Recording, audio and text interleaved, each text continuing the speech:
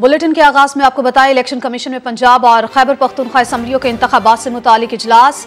Election commission ने मंगल को secretary दिफा और डीजी मिलिट्री ऑपरेशंस को तलब कर लिया। जी बात कर लेते हैं, समा के नुमाइंदे जुल्करनैन इकबाल हमारे साथ मौजूद हैं। जुल्करनैन, इजलास के हवाले से क्या तफसीलात हैं?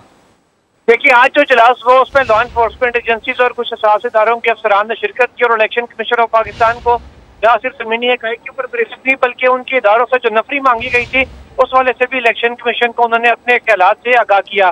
साथ ही साथ इलेक्शन कमीशन ऑफ पाकिस्तान ने मंगल को मिलिट्री ऑपरेशन डायरेक्टोरेट और सेक्रेटरी दिफा को बुला लिया है कि वो भी आकर पाक फौज और रेंजर्स की तैनाती के हवाले से इलेक्शन कमीशन को ब्रीफिंग देंगे, बल्कि इलेक्शन कमीशन उनसे अपने जो मामला है वो भी शेयर करेगा। इसके अलावा गवर्नर खैबर पख्तूनख्वा भी मंगल को यहाँ पर आएंगे election commission of Pakistan Islamabad में, जहाँ उनकी चीफ इलेक्शन कमीशन और दीगर मेंबरान से मुलाकात होगी, जिसके बाद KPK के हवाले से इंतखाबात की जो तारीख है उसका ऐलान गवर्नर की जानिब से किया जाएगा। जी बहुत शुक्रिया आपका तफसीलात के लिए जुल्करनैन। इमरान खान एक बार फिर गिरफ्तारी से बच गए। बलूचिस्तान हाई कोर्ट ने जुडिशल मजिस्ट्रेट की जानिब से जारी करदा वारंट 2 हफ्ते के लिए मुअत्तल कर दिए हैं। साबिक वजीर आजम के खिलाफ इदारों की हर्जा सराई करने के मुकदमे में वारंट गिरफ्तारी जारी किए गए थे, जिसकी तकमील के लिए बलूचिस्तान पुलिस आज लाहौर भी पहुंच गई थी। इंसाफ लॉयर्स फोरम के रहनुमा इकबाल शाह एडवोकेट की दरखास्त पर बलूचिस्तान हाई कोर्ट के जस्टिस जहीरुद्दीन काकड़ ने समाअत की और IG, DIG, SP लीगल समेत SHOs को नोटिस जारी कर दिए। अदालत ने इमरान खान के खिलाफ मुकदमे के मुद्दई खलील काकड़ को भी पेशी का नोटिस जारी कर दिया। क्या किसी जनरल या रिटायर्ड जनरल के कोर्ट मार्शल में वफाकी हुकूमत का भी कोई किरदार होता है? वजीर कानून आजम नज़ीर तारड़ ने सहाफ़ी के सवाल पर वाज़े कर दिया कि उन्हें फिलहाल इस बारे में इल्म नहीं, मुतालिका शिक्के पढ़ना पड़ेंगे, लेकिन ज़ाती राय ये है कि अपने हलफ की खिलाफ वर्जी करने वालों को इबरत का निशान बनाना चाहिए। वफाकी वजीर कानून का मजीद क्या कहना था, आपको सुनवाते हैं। जनरल के और रिटायर्ड जनरल के कोर्ट मार्शल में क्या वफाकी हुकूमत का भी कोई किरदार होता है? मैं अर्ज करता हूँ, मैंने आपको पहले अर्ज किया है कि मैं जब तक एग्जामन नहीं करूंगा, पढ़ूंगा नहीं, मैं आप यूं समझिए कि इस पे मेरी कामिल इल्मी है और होनी चाहिए। हमें ये बहसियत कौम ये बात समझनी चाहिए कि जब तक आप रेलिवेंट प्रोविजंस पढ़े नहीं, उस मामले को एग्जामन नहीं करें, उस पर हमें बयान नहीं दागने चाहिए। मैं ज़ाती तौर पर इस बात का हामी हूँ कि अगर किसी ने गलत किया है, अगर किसी ने अपने हल्फ की पासदारी नहीं की, अगर किसी ने अपने इख्तियारात से तजावुज़ किया है तो उसे इबरत का निशान बनना चाहिए। साबिक चीफ जस्टिस साकिब निसार की अकाउंट रिकवरी के लिए FIA साइबर क्राइम को दरखास्त मौसूल हुई है। इस्तला की गई है कि व्हाट्सएप अकाउंट रिकवर करने में मदद की जाए। किसी शख्स ने अकाउंट पिछले हफ्ते हैक कर लिया, अब वो शख्स इस अकाउंट को इस्तेमाल कर रहा है। साबिक चीफ जस्टिस साकिब निसार की व्हाट्सएप अकाउंट रिकवरी के लिए FIA साइबर क्राइम को दरखास्त साबिक चीफ जस्टिस की जानिब से दरखास्त की गई है कि व्हाट्सएप अकाउंट रिकवर करने में मदद की जाए। व्हाट्सएप इंतजामिया ने रिकवरी की दरखास्त पर कोई मुस्बत जवाब नहीं दिया। दरखास्त में यह लिखा गया है कि किसी शख्स ने मेरा अकाउंट पिछले हफ्ते हैक कर लिया, अब वो शख्स मेरा व्हाट्सएप अकाउंट इस्तेमाल कर रहा है। तमाम डाटा और हसास नौइयत की मालूमात अकाउंट के अंदर मौजूद हैं जिनके लीक होने का खदशा है। फैमिली की जानिब से तस्दीक की गई है कि दरखास्त ऑनलाइन जमा कराई गई थी, लेकिन व्हाट्सएप इंतजामिया ने रिकवरी दरखास्त पर कोई मुस्बत जवाब नहीं दिया। लाहौर की सेशन कोर्ट ने शाह महमूद कुरैशी की अबूरी जमानत 20 मार्च तक मंजूर कर ली। अदालत ने रेस कोर्स पुलिस को गिरफ्तारी से रोकते हुए 20 मार्च को तफ्तीश बारे रिपोर्ट तलब कर ली।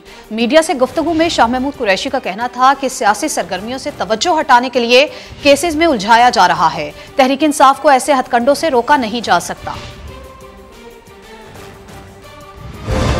एडिशनल सेशन जज लाहौर ने अबूरी जमानत पर समाअत की। दौरान समाअत शाह महमूद कुरैशी ने अदालत को बताया कि पुलिस ने हकाइक के बरक्स मुकदमा दर्ज किया। शामिल तफ्तीश होकर पुलिस को हकाइक से आगाह करना चाहता हूँ। अदालत ने रेस कोर्स पुलिस को गिरफ्तारी से रोकते हुए 20 मार्च को तफ्तीश बारे रिपोर्ट तलब कर ली। अदालती कार्रवाई के बाद मीडिया से गुफ्तगू में शाह महमूद कुरैशी ने कहा कि सियासी सरगर्मियों से तवज्जो हटाने के लिए केसेस में उलझाया जा रहा है। हमारे हौसले बस न हुए न होंगे। हम कानूनी अंदाज में लड़ाई लड़ रहे हैं और हम सियासी अंदाज में मुकाबला कर रहे हैं और इंशाअल्लाह फतह हक की होगी, सच की होगी, अवाम की। शाह महमूद कुरैशी ने दावा किया कि अवाम में दिन ब दिन PTI की मकबूलियत में इजाफा हो रहा है। कैमरामैन इशफाक अब्बासी के साथ अरशद अली, समा, लाहौर। और नैब लाहौर ने साबिक वज़ीर आला पंजाब उस्मान बुज़दार को फिर 13 मार्च को ज़ाती हैसियत में तलब कर लिया। उस्मान बुज़दार को सवालनामा मुकम्मल करके हमरा लाने की हिदायत की। बतौर वज़ीर आला की गई ट्रांसफ़र पोस्टिंग, तरक्याती कामों के ठेकों का रिकॉर्ड भी साथ लाने की हिदायत की गई है। नैब ने उस्मान बुज़दार से बीवी बच्चों के असासों की तफसीलात भी तलब कर ली। नैब के मुताबिक उस्मान बुज़दार के खिलाफ 10 अरब आमदन से ज़ायद असासे बनाने की शिकायत मौसूल हुई। फराह गोगी के खिलाफ नैब तहकीकात का दायरा कार वसी कर दिया गया। नैब ने तमाम डेवलपमेंट अथॉरिटीज को 17 मार्च तक रिकॉर्ड जमा कराने की हिदायत कर दी है। आमदन से ज़ायद असासों मनी लॉन्ड्रिंग केस की तहकीकात में सूबे भर से फराह गोगी के नाम जायदादों का रिकॉर्ड तलब कर लिया गया है। कौमी एहतसाब ब्यूरो ने फराह खान की जायदादों का सुराग लगाने के लिए सूबे भर की डेवलपमेंट अथॉरिटीज को मरासला जारी कर दिया है, जिसके मुताबिक रिहायशी कमर्शियल खरीदो फरोख्त की जाने वाली जायदाद का रिकॉर्ड दिया जाएगा। फराह खान और उनके शौहर एहसन जमील के नाम पर मौजूद जायदादों का रिकॉर्ड भी मांगा गया है। नैब ने तमाम डेवलपमेंट अथॉरिटीज को 17 मार्च तक रिकॉर्ड जमा कराने की हिदायत कर दी है। और दूसरी जानिब जमात इस्लामी 20 यूसिस के नतायज जारी न करने के खिलाफ आज इलेक्शन कमीशन ऑफिस के बाहर एहतजाज करेगी। अमीर जमात इस्लामी कराची हाफिज नेमूर रहमान ने इल्जाम लगा दिया कि रीकाउंटिंग जबरदस्ती वोट रिजेक्ट करके जमात इस्लामी की यूसिस तब्दील की गई। इलेक्शन कमीशन हुकूमती पार्टी के तौर पर काम कर रही है। कहते हैं जब जाली मर्दमशुमारी की गई तब MKM हुकूमत में शामिल थी।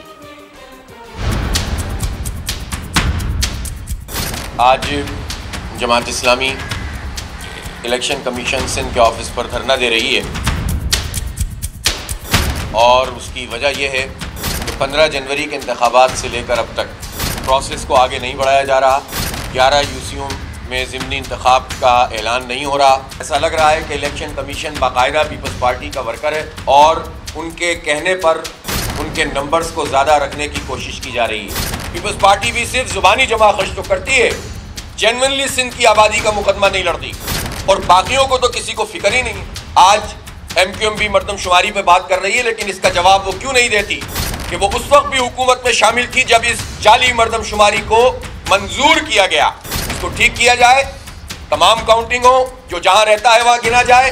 मुस्तकिल पते की बुनियाद पर आबादी काउंट करके फिर बेवकूफ़ ना बनाओ कि 5-10% हमारी आबादी आगे बढ़ा देंगे, कहेंगे बहुत अच्छा काम हो गया, खैरात कबूल कर लो। हमें खैरात नहीं चाहिए, हमें अपनी पूरी गिनती चाहिए। रखनी के सेशन कोर्ट में सानहा बार खान से मुतालिक केस की समाअत हुई है। अदालत ने सूबाई वजीर सरदार अब्दुल रहमान खेतरान की जमानत मंजूर कर ली है। मजीद जानते हैं समा के नुमाइंदे मुजीबुल्लाह से। मुजीब बताइए क्या तफसीलात हैं। जी बिल्कुल, ऐसे कि सेशन जज रकनी मलिक सलाउद्दीन की अदालत में ये केस की समाअत हुई है।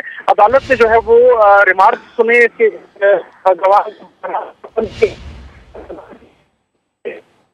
ठीक, शुक्रिया आपका मुजीब तफसीलात से आगाह करने के लिए। रखनी के सेशन कोर्ट में सानहा बार खान से मुतालिक केस की समाअत हुई है। अदालत की जानिब से सूबाई वजीर सरदार अब्दुल रहमान खेतरान की जमानत मंजूर कर ली गई है। कराची के इलाके गुलिस्तान जौहर में माहिर तालीम खालिद रजा के कत्ल की तहकीकात में अहम इंकशाफात हुए हैं। खालिद रजा की रकी 3 माह कबल शुरू की गई थी। खालिद रजा को 3 माह कबल घर पर एक पार्सल मौसूल हुआ। राइडर ने पार्सल खालिद रजा के घर की तस्दीक के बाद अहले खाना के हवाले किया। पार्सल में से एक घड़ी निकली जिसमें वक्त 8:10 था। शाहनवाज कादरी से मजीद जानते हैं। शाहनवाज बताइए क्या लीड्स मिली है इस मामले में। देखिए 26 फरवरी को गुलिस्तान जौहर ब्लॉक 7 में माहिर तालीम है खालिद रजा, उनको टारगेट करके कत्ल किया गया था।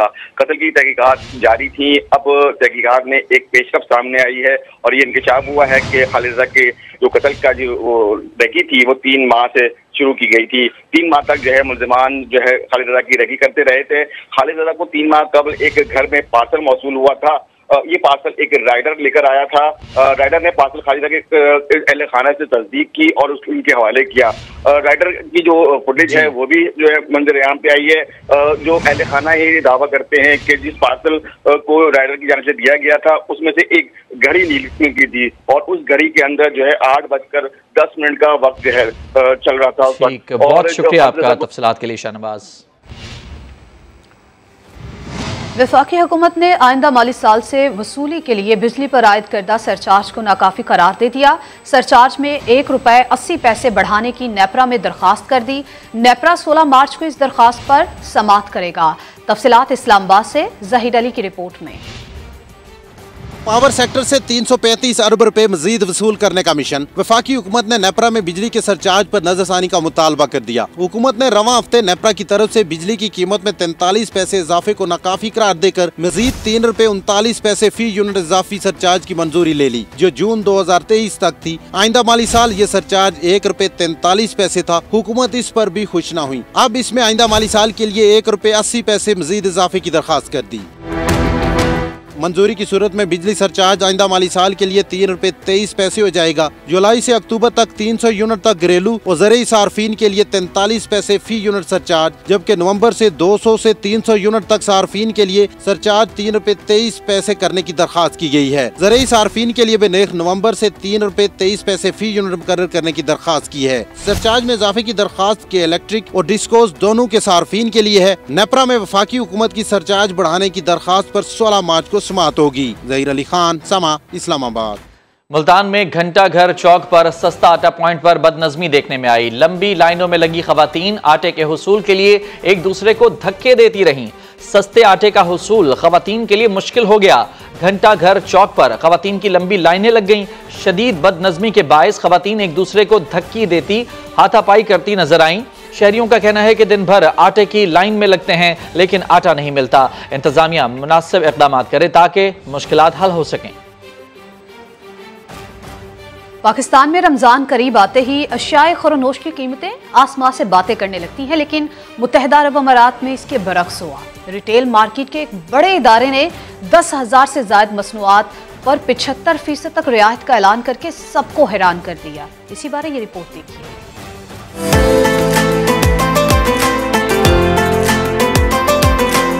मुत्तहिदा अरब अमारात के शहरियों के लिए अच्छी खबर। रमजान करीब आते ही UAE के शहरियों पर रहमतें बरसना शुरू हो गयीं। निजी कंपनी ने अपनी 97 हाइपर मार्केट्स में 75% तक रियायत देने का ऐलान कर दिया, और रियायत भी 150 नहीं, पूरी 10,000 अशिया पर मिलेगी। खलीज टाइम्स की रिपोर्ट के मुताबिक खाने और नॉन फूड आइटम्स पर 75% तक रियायत दी जाएगी। इनमें ग्रोसरी, खाने की मसनूआत, ताज़ा अशिया, घरेलू आलात शामिल हैं। इलेक्ट्रॉनिक्स और फर्निशिंग मसनूआत पर भी रियायत दी जाएगी। 200 से ज़ायद मसनूआत को एक ही कीमत पर फरोख्त किया जाएगा। जनरल अस्पताल लाहौर में डेली वेजेस और ठेकेदारी निज़ाम के खिलाफ पैरामेडिक्स का एहतजाज। MS के दफ्तर के बाहर धरना देते हुए OPD में इलाज और मामूल के ऑपरेशन मुअत्तल कर दिए। तफसीलात जानते हैं, नुमाइंदा समा दानियाल उमर हमारे साथ मौजूद हैं। दानियाल, बताएगा क्या मुतालबात हैं इनके?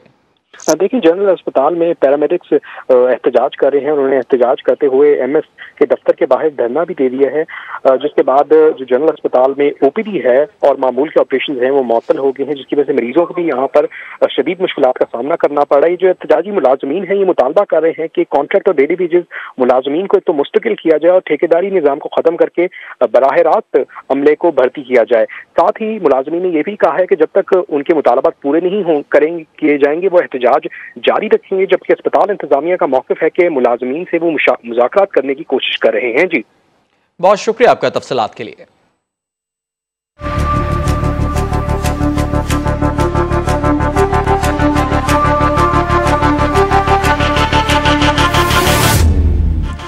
खबर दें कि शी जिनपिंग आइंदा 5 साल के लिए चीन के सदर मुंतखब हो गए। शी जिनपिंग रिकॉर्ड तीसरी मुद्दत के लिए चीन के सदर मुंतखब हुए।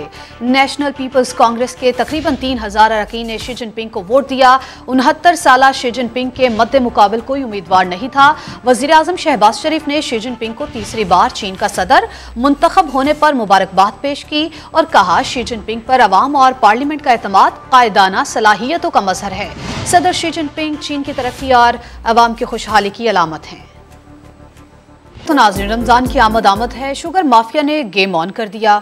जोड़िया बाजार में चीनी की सेंचुरी होलसेल मार्केट में एक हफ्ते में चीनी 10 रुपए किलो महंगी हो गई। मजीद जानते हैं, समा के नुमाइंदे रिजवान आलम हमारे साथ मौजूद हैं। रिजवान, अभी रमजान आए नहीं है और सेंचुरी मुकम्मल हो चुकी होलसेल मार्केट में, अवाम को किस दाम मिलेगी चीनी फिर?